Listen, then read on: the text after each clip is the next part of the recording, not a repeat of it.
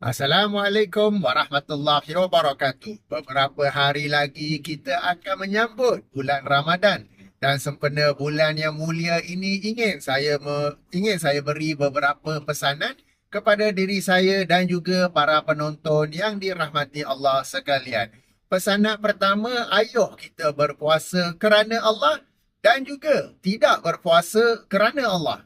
Kenapa pula ada tidak berpuasa? Okey, maksud saya dalam bulan Ramadan, kita diberikan kelonggaran atau rukhsah untuk tidak berpuasa apabila musafir atau sakit. Jadi apabila kita musafir yang memberatkan atau sakit yang memberatkan, ayuh kita mengambil rukhsah tersebut untuk tidak berpuasa dan qada pada selepas bulan Ramadan.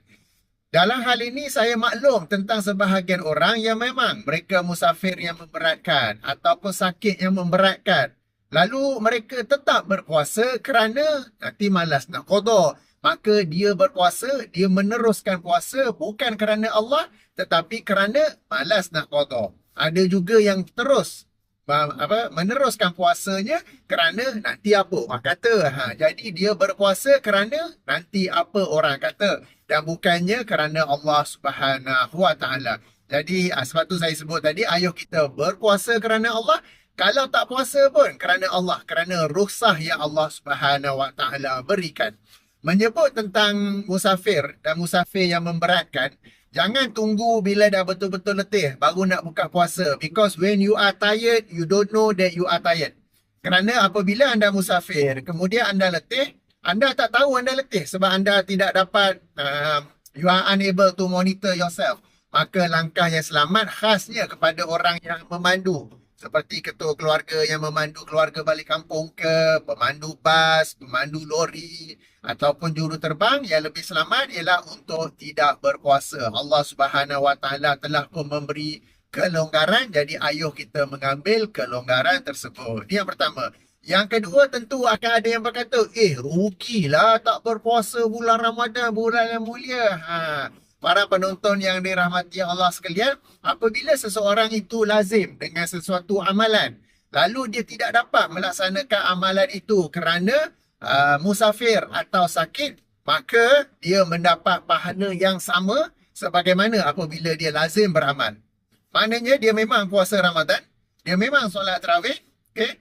Dia memang membaca Al-Quran, namun kerana sakit, kerana musafir, dia tidak dapat melaksanakannya, dia tidak berpuasa misalnya, dia tetap mendapat pahala sebagaimana dia berpuasa pada hari-harinya. Okey, di sini saya nak bagi homework, kerja rumah kepada para penonton yang dirahmati Allah. Saya nak para penonton berlatih diri mencari hadis sebagai dalil tentang apa yang baru saya cakapkan itu. Yang ini apabila seseorang itu lazim melakukan sesuatu ibadah, lalu dia terhalang ataupun tidak dapat melaksanakannya kerana musafir atau sakit, dia tetap mendapat pahalanya sebagaimana apabila dia sehat.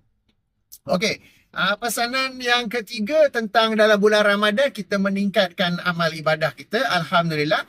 Namun dalam kita meningkatkannya, reserve sikit energi, reserve sikit supaya kita dapat meningkatkannya lagi pada 10 malam terakhir.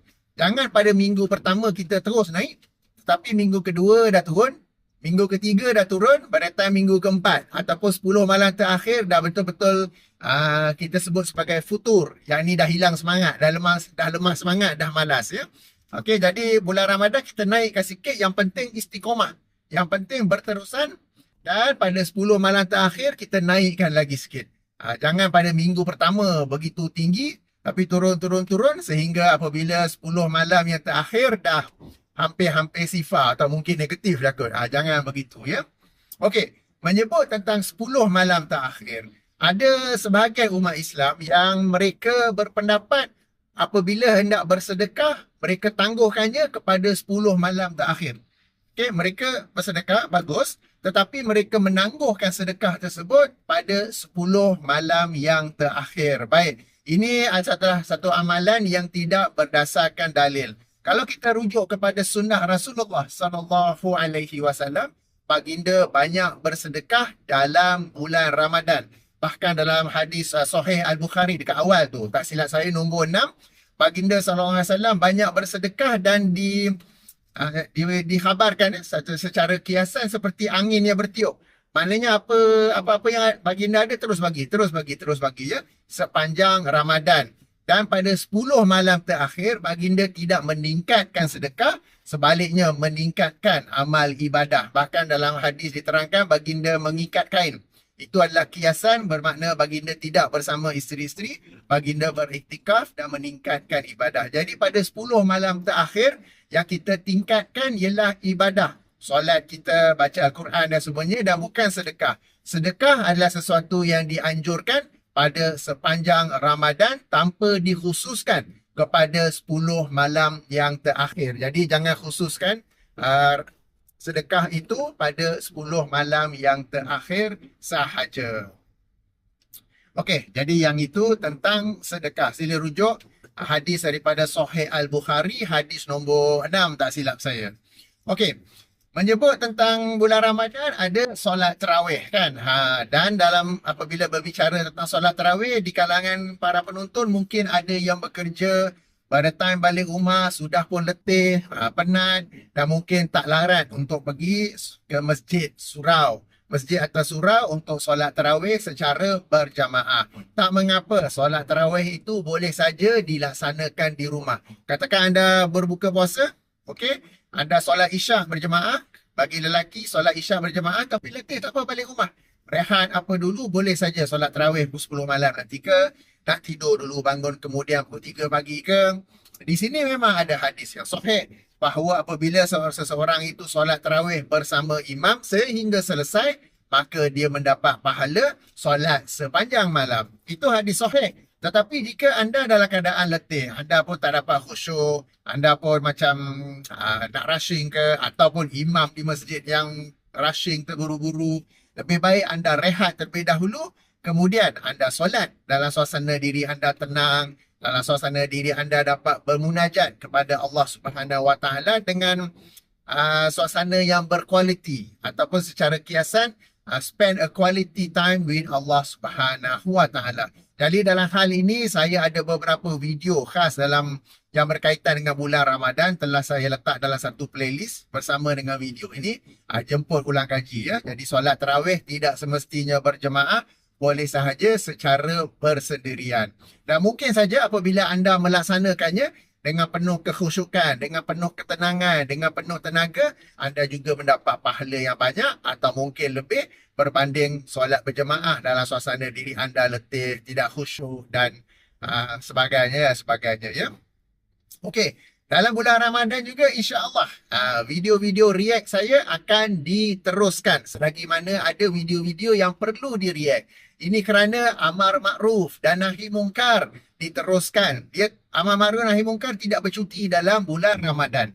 Jadi selagi mana ada video-video yang orang forward kepada saya, yang mana ada ayat Quran yang disalah tafsir, ada hadis yang disalah tafsir, ada kalam ulama yang disalah nukil, ataupun apa-apa yang pelik-pelik tu, saya tetap akan react apabila saya berkesempatan ya. Jadi jangan anggap bulan Ramadan bulan mulia kena ibadah je tak boleh buat video react. Tidak ya, sebab amar makruf nahi mungkar diteruskan meskipun dalam bulan Ramadan. Baik, menyebut tentang video react, saya maklum ada beberapa yang bertanya macam mana nak forward video kepada saya. Okey, forward saja melalui WhatsApp kepada saya. Nombor saya 019-384-8467. Cuma minta jasa baik apabila nak WhatsApp itu, sebab itu memang nombor peribadi saya satu phone saja. Jadi jaga adab dan juga jangan sekadar hantar video saja. Saya pun tak tahu apa benda. Sebab ada orang yang hantar video, dia bagi link video saja. Kita pun tak tahu apa cerita kan. Jadi saya tak adalah buka. Sebab bimbang kalau buka kan keluar entah gambar apa ke kan. Jadi bagi mesej ringkas. Sebagai contoh ya. Assalamualaikum Kapten. Saya Jamal dari Pahang. Saya telah sampai kepada saya video ni yang memuskilkan. Minta Kapten semak dan kalau perlu membuat video react tentangnya. Just a simple message. Kan jangan main hantar video saja. Kemudian kita pun tak tahu apa cerita apa kan. Jadi just a simple message dan saya balas tak balas yang itu saya tak dapat janji kerana sebab nombor saya tu memang terbuka pada semua pembaca buku, saya ada nombor. Ah, yang mengikuti saluran YouTube saya ada nombor, laman web saya pun ada nombor yang sama tu. Jadi banyak mesej yang masuk, kadang-kala memang saya tak sempat balas. Kalau balas pun lambat kan. Jadi tak apa, hantar saja. Bila saya berkesempatan, saya tengok. Apabila berkesempatan atau perlu, saya akan memberi respon tidak. Okay, jadi macam video react pun kadang-kadang bila orang hantar video, dah 2-3 minggu baru saya react. Kan dia pun lamanya baru react sebab alhamdulillah banyak mesej yang masuk, banyak video yang mereka minta react, jadi saya pun kena tapis juga sebab bukan semua video patut di react ya.